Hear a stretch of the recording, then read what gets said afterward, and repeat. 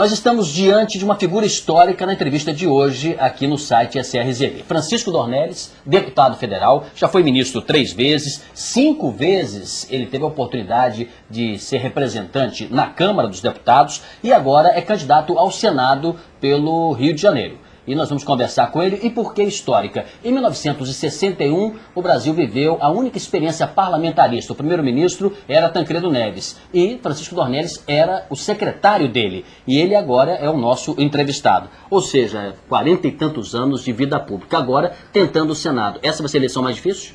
Olha, aqui é uma eleição, toda eleição é difícil.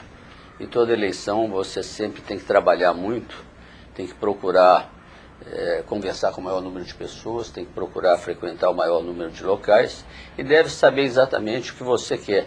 Você não pode pautar a sua campanha pelos adversários.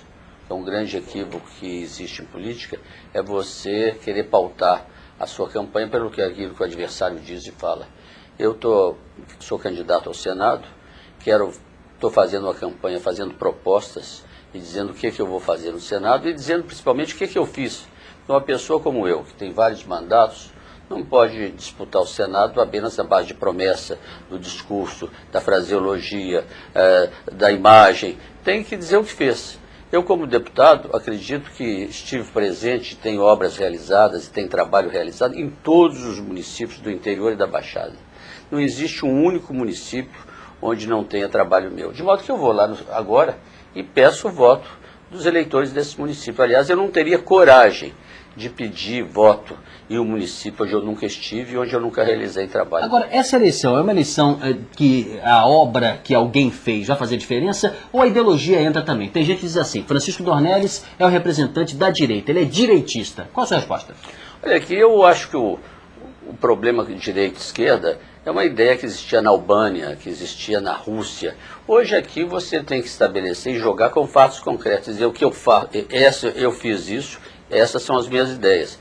E eu digo que fiz. Se eu, de um lado, como deputado, consegui obras para todos os municípios do Rio, eu, como ministro do Trabalho, negociei o maior acordo do mundo, o FGTS, que beneficiou de 32 milhões de trabalhadores.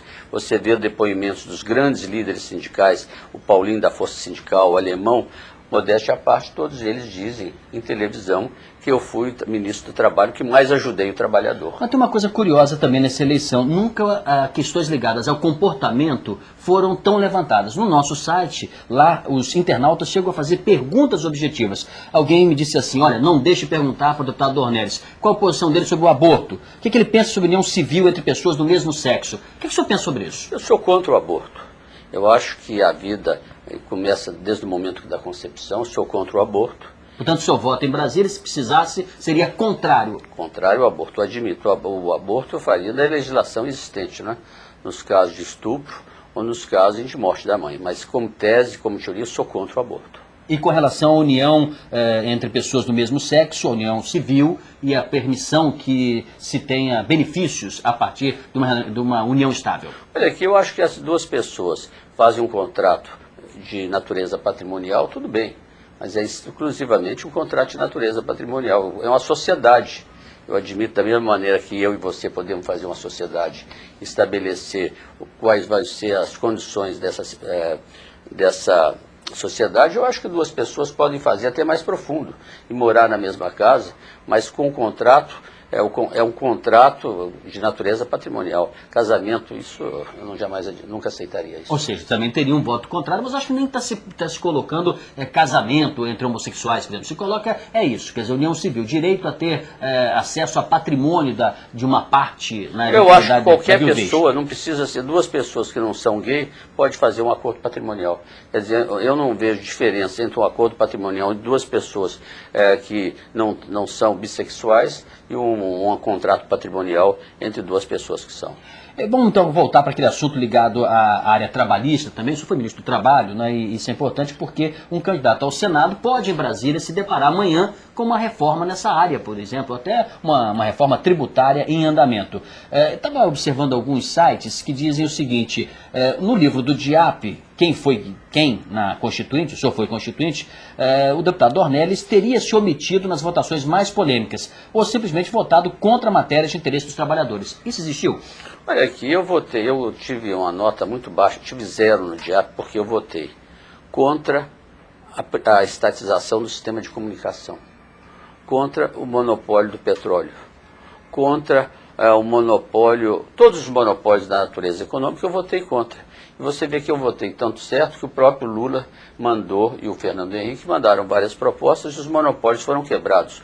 Nós temos hoje no Rio, nós temos hoje no Brasil, mais de 40 milhões de telefones celular.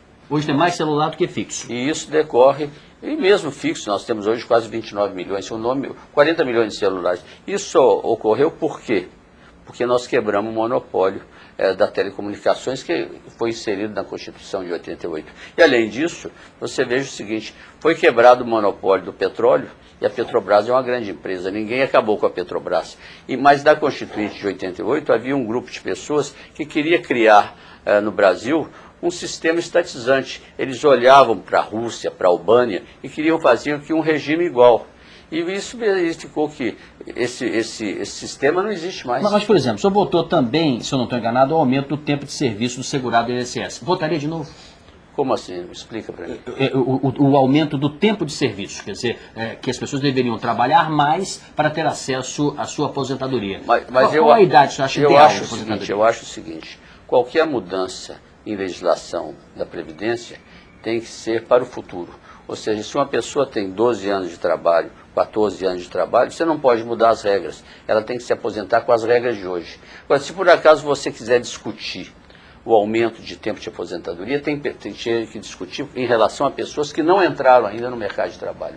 Eu acho que no momento que a pessoa entra no mercado de trabalho, aquela regra está estabelecida. Se ele ali diz que a aposentadoria é com 60 anos, ou com 55, ou com 65, ela tem aquele direito. Você não pode penalizar uma pessoa que já está no mercado de trabalho. Eu acho uma injustiça, eu acho uma brutalidade uma pessoa com 50 anos de trabalho, com 50 anos de idade, com 40 anos de trabalho, com 30 anos de trabalho ou com 20 anos, você vê, mudou as regras, você agora vai se aposentar com mais idade. Isso eu não admito em hipótese nenhuma.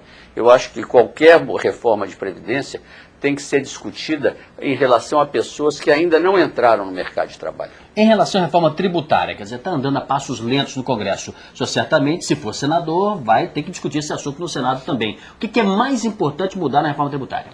Olha aqui, quando você fala em reforma tributária, existe sempre uma mistura. As pessoas estão falando em reforma federativa e considerando isso reforma tributária. Eu defendo uma reforma tributária que beneficie as pequenas e microempresas, que fortaleça os estados e os municípios. Eu acho que nós precisamos aqui no Brasil menos Brasília e mais Rio de Janeiro. Nós precisamos menos governo federal e precisamos mais estados e municípios financeiramente mais fortes. De modo que toda a reforma tributária que eu participar, eu tenho que defender um fortalecimento dos estados e municípios, como já defendi no passado. Se você verificar a reforma tributária de 88, você verifica que eu fui o responsável pela transferência para o Estado de certas incidências sobre combustível, sobre energia e sobre comunicações que hoje dão ao Rio de Janeiro 30% da arrecadação. Uma última pergunta para fechar esse bloco pelo menos. Por que uma campanha orçada em 6 milhões de reais? Não é muito dinheiro, não é campanha milionária? Por que botar esse teto? Olha, aqui o problema é o seguinte, se você fizer e botar um teto de R$500 e gastar 505, você pode ser cassado, porque gastou R$5 a mais do que você disse. Se você botar 6 milhões e gastar 1.200 ou 800... Quanto vai custar a sua campanha?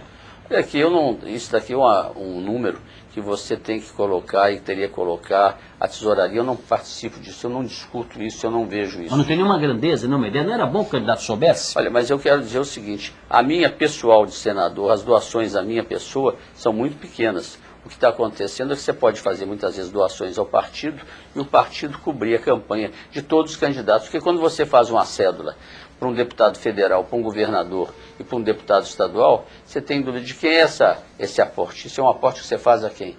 De modo que nós, no partido, fazemos o apoio ao partido e o partido faz a campanha de todos os candidatos. De modo que quando você coloca um valor desse, você está raciocinando no aporte ao partido que ele possa transferir para deputados federais e deputados estaduais. Estamos fechando aqui o primeiro bloco com o deputado Francisco Dornelles, candidato ao Senado, disputando no Rio de Janeiro uma única vaga, que é o que está acontecendo no Brasil todo.